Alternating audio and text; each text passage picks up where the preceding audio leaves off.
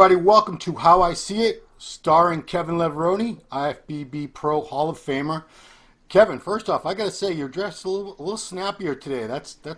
Oh, yeah. Move back and show. That's pretty snappy Can you top. see it? What is that? It's a Levrone signature series hoodie, sweat tracksuit. That's right. Can you see it? Yeah, it looks pretty cool. Where can people get that? Yeah, man. They can go to the clothing store online and stuff.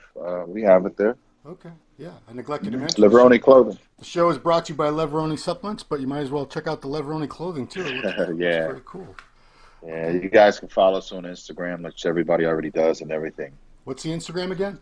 Levrone Clothing, Levrone signature series for the supplements. Yeah. And then, of course, Kevin Levrone. Kevin Levrone. Yours Yeah. has by far the most followers, right? Yeah. I mean, it's the landing hub page for everything. Right. I think it was a couple million you had the last time I looked. No, not yet, man. No? I'm creeping up on 1 million right now. Okay, Dan, you Which should have is, at least 1 million. Real followers. That's true. Everybody wants to buy followers and be a fake facade in this, this fake, what is it? Media world out there. So Right on. Okay. I don't even know what's true and what's not, because half the time I see the followers liking things, and then you go and you see all the views and everything, and it just doesn't add up Yeah. to all the followers. So I mean, if you have 1 million followers, shouldn't you get more than like 200 likes per picture? Wouldn't you think, right? more than 500, probably. Yeah, I mean, it'd be in the thousands, I'm sure, but yeah, it's pretty it easy. doesn't add up sometimes, but it's okay. People want to pump the egos, man. And, You used to have a saying, everything that's in the darkness or something will be brought to light. yeah, Is that a Bible verse? Yeah, it is. Okay, yeah, I thought so. How did you know that, man? I just remembered it from one of the shows. I remember you talked about it. I was like, Kevin, you get pretty deep sometimes on the show. It's not your typical Q&A. No. So, So yeah, I mean, it's brought to you by Levrone Signature Series, and I want to tell the guys out there, the whole point of me, my team and I inventing the Levrone Signature Series is to help you to accomplish your fitness goals. These supplements will help you, definitely will help you and get you there. But whether you buy them or not, we still wish you the best, and the ultimate decision is up to you guys.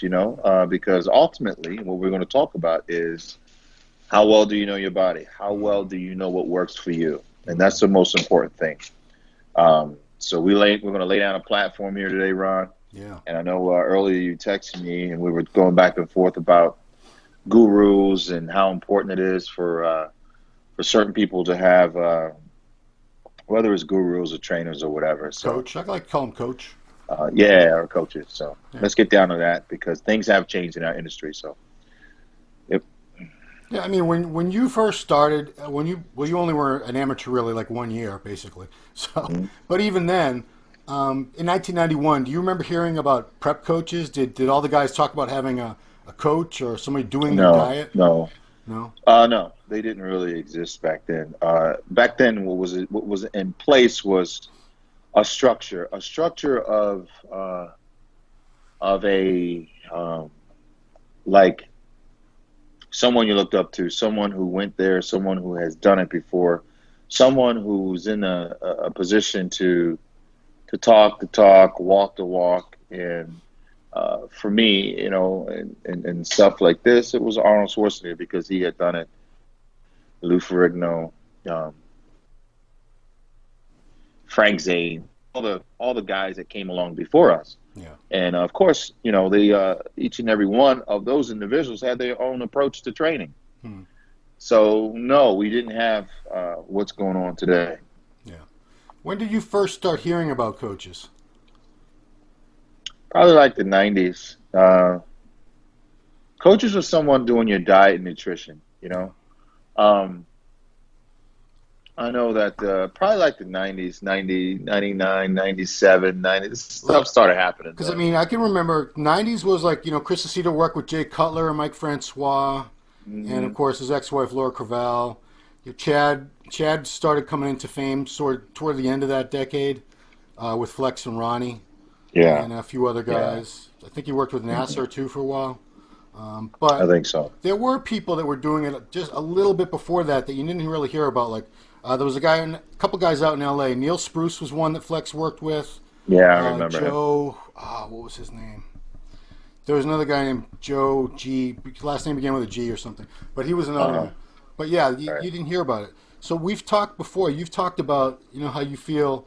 If you have a coach, you'll never master your own body, and you'll never really achieve true mastery as a bodybuilder.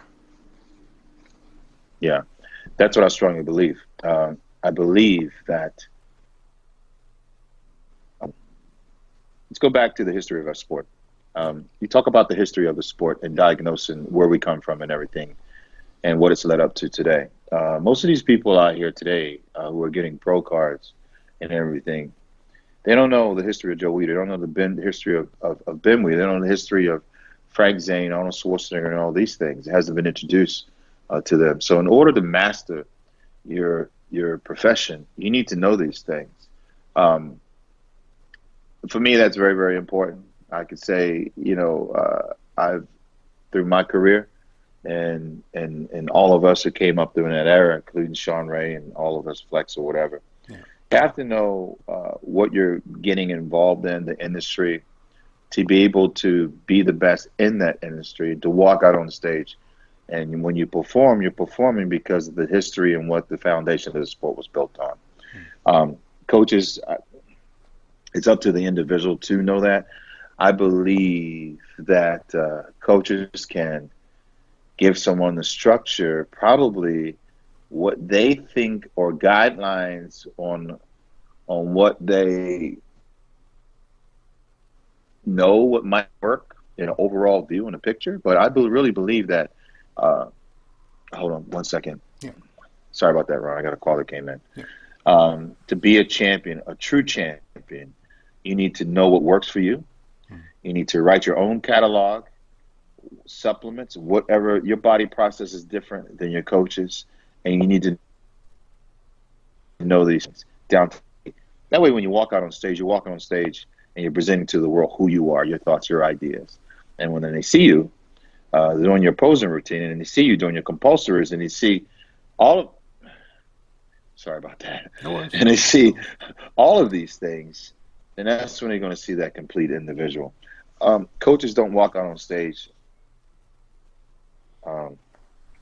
with the athletes. They walk out on there alone. So no, we haven't had those. I don't really believe that you do need a coach. You need to find out what works best for you. That's what I really believe.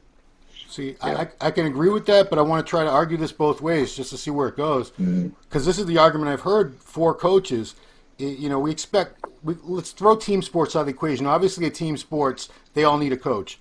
But individual sports like, I don't know, fencing or, shot put, field events, bicycle racing, golfers, these people all have, coaches, trainers, coaches. They all have had coaches.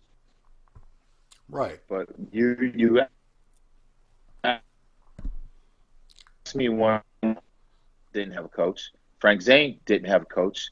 Lee Haney didn't have a coach. Dorian. Ronnie Coleman, Dorian, no. Okay? Yeah. So we're talking about what the sport of bodybuilding was built on. It wasn't built on the coaches and everything, and it's evolved and changed into that. So what I'm saying is was bodybuilding greater back then, or is it greater now? Do you have bodybuilders walking out on stage with more confidence now, or was it back then? Well, here's one thing. This is the Okay. Dorian. So, we talked about this. I think you were in on this conversation with Dorian when we were talking about coaches, and I asked guys if coaches were able to bring bodybuilders in consistently in better condition. Wouldn't guys be in much better condition consistently today, all the way down the lineup in pretty much any show you went to like they used to be? Because back then, if there were no coaches and more guys were in shape, that doesn't really make the case for coaching very well, in my mind. Right. So. And I agree. I agree with that. I mean, what do you think? I mean, I do believe some people do much better with a coach for whatever reason. And if they need that structure, that accountability, someone to keep them from freaking out, someone to like talk them down from the ledge when they think they're way too behind or they can't take the diet anymore or something. Some people just need somebody. I don't want to say hold their hand. I don't want to make it sound that to that level. But Well, that's really what it is. yeah, Bodybuilding is a competition. It's one guy against the next guy. So you have to walk out there alone at some point. Hmm. Your coach is going to have to take the training wheels off of you and let you go out on stage and perform. Yeah, yeah. He can't do that for you, So the lack of confidence is what we see in these guys on stage. The lack in posing routines is what we see in these guys on stage. There's a lack that we see compared to the old school bodybuilders, And I think it has to do with a lot of these men depend on their coaches to make every single decision for them. Leading up to the night of the show, the day of the show. Right. I believe in structure. I believe in building confidence, belief into an individual. But I don't believe in controlling that individual to say, hey, you're going to do this because this is what I know works. No. I believe in training that individual, helping someone to make that decision for themselves. Yeah. And if you have someone who's constantly out there to this day that can't make the decision for themselves, then in my opinion, you have like someone that's going to be on stage very, very doubtful. See, that sort of transitions into what's going on with Rami now. This is when I think people are putting too much importance, too much relevance on how much a part of the athlete's success the coach is, because there's been this long discussion for the past couple, probably like 3-4 years at this point, where Rami, if he works with this guy, he'd be his best. If he works with that guy, he'd be better. They're basing how they think Rami his future lies in whichever coach he chooses, as if it really doesn't have much to do with him, the individual. That's when, to me, it went too far. Yeah. Right. Yeah. I mean, a lot of people rely on coaches it can go definitely too far. Right. I think some coaches is great for the structure, but at some point, I think a coach's goal is to implement the structure into that individual and allow that athlete to make the ultimate decisions and teach them and learn them so that they can go out and create their own style, find their own way, what works best for them. Yeah. And a coach is also, going what? They're going to take 15% of your earnings, Dude, I don't know. 15% of your money, maybe 10, maybe like 20. Who knows? That sounds like a manager to me. Yeah, managers clash or whatever, So it's just a lot going on. I disagree with in our industry when it comes to coaches. So I think at the elite level, like we're talking about right now, maybe coaches, it shouldn't be so necessary. The guys should be at a level where they can make those decisions and they know their body well enough by this point, or at least they're close to mastery level at this point. But there is a need. There's a whole industry, especially because there's so many amateurs now and so many newer divisions, and those people, they do need a coach. But we're not talking about that. We're talking about the top, Mr. Olympia, Arnold Classic competitors. Yeah. But I think there are even some among them. They just need a coach. Maybe it's not so much that they need everything written down and they just want to follow it without having to think and be brainless. They don't have anyone close to them with a really good set of eyes, someone they can really bounce ideas off and help them figure stuff out. Because a good coach will do all that for you. And if you're lucky enough to have people around you, did you have around you back when you were competing in the pro era? Did you have people around you that you trusted? I had a team around me. I had a team around me that would look at me and say things. But again, it didn't matter to me what anyone told me or say. Ultimately, I'm the one that have to go on stage. I'm the one that have to make the last decision myself, and I'm the one that's going to have to take the blows where the judges put me. I wanted to be in control of that. So that when I walked out on stage, I was in full confidence that everything I was doing, I made the last decision. Say, okay, this is what I'm going to do. This is who I am. This is the music I'm going to pose off of. This is, boom, 100% of my thoughts and my ideas. Yeah. People can give me all the input they want and say what they think or think they might be best for an individual. But ultimately, to get to that top level, I think you need to you need to know your body. You know what works for your body. Any given day and time. Coach can't come backstage with you, so when you go out there and you're ready to get called out and all this stuff, you got to be able to make these decisions just easily on stage, what to do and what's going to best show your physique. So let's take it from there. Let's take it from the posing routines. Let's take it from the compulsories. Let's take it from everything. So what is your coach actually teaching you? Your coach is what? Guiding you in nutrition. Your coach is there to put the weights on in the gym to tell you how to train. Do you really need somebody to tell you how to train constantly over and over and over again? Or do you really need a training partner and a support team that's going to be there for you, you know, and say, hey, guess what, champ? We know you got this. So powerlifters, right? At some point, they have to make the decision if they want to go up and crawl underneath that weight or not. Okay? Yeah. Powerlifters have to make that decision at some point. You know, the coach don't make that decision for them. The powerlifters have to say, you know what, I think I can do this. So at what point are our bodybuilders going to say, you know what, I think I can do this. I think I can rely on my decisions to where, you know what, coach, nah, I don't need all those carbs right now. I'm going to do this. So it all depends how much the coach has the training wheels on these guys and how much controlling these coaches are. I know some coaches are very, very controlling, very, very possessive, and can push a little too much. But my advice to anyone out there is that you need a good training partner, you need a good team around you, but ultimately you need to understand what works best for you. And when you can make those decisions, what work best for you, then it's just you're going to be that much better of a bodybuilder when you walk out on stage with full confidence. You know, that's all I know, because that's what I live by, and the era, you know, that I grew up in, and all the great champions that came before me. That's how we get our ground down, you know. So I have one question then, because you must have had the ability to look at yourself subjectively, to look in the mirror, especially in the last, 3 to 4 weeks, is when a lot of people they lose their shit. They either think they're fat when they're not really fat, they're in good shape, or the other way, they think they're pretty damn ripped, but they're not. They just think they need to drop some water or something.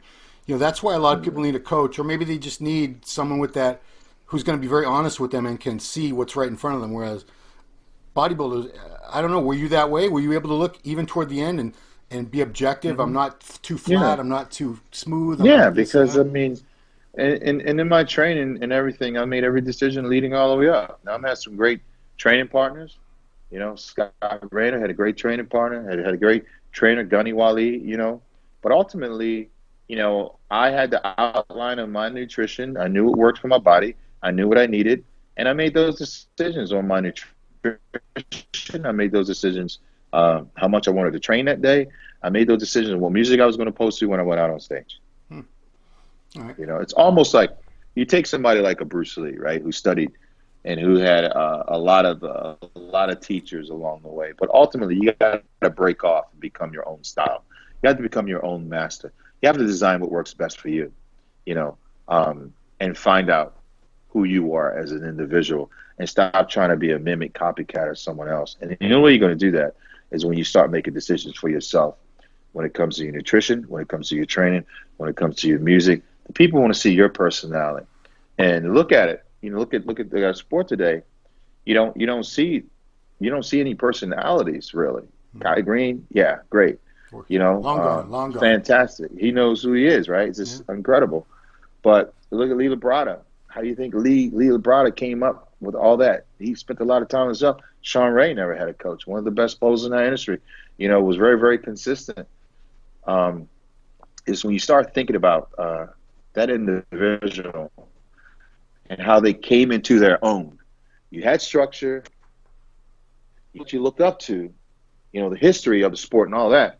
But ultimately, you did your research on great champions that came along before you. You took a little bit of that person's style, a little bit of that person's style, this approach, that approach, whether it's Who's the guy? One set rep, two set rep, Mike Mike Mentzer. Minzer, Mike Mentzer, yeah. training, to then other training, high volume, high reps, 3 weeks out from the show, you want to not train heavy, you're going to do high reps and all this stuff to cut. So you have to take every little single thing that that worked for someone else and use that, implement the structure within who you are, and decide what's ultimately best for you.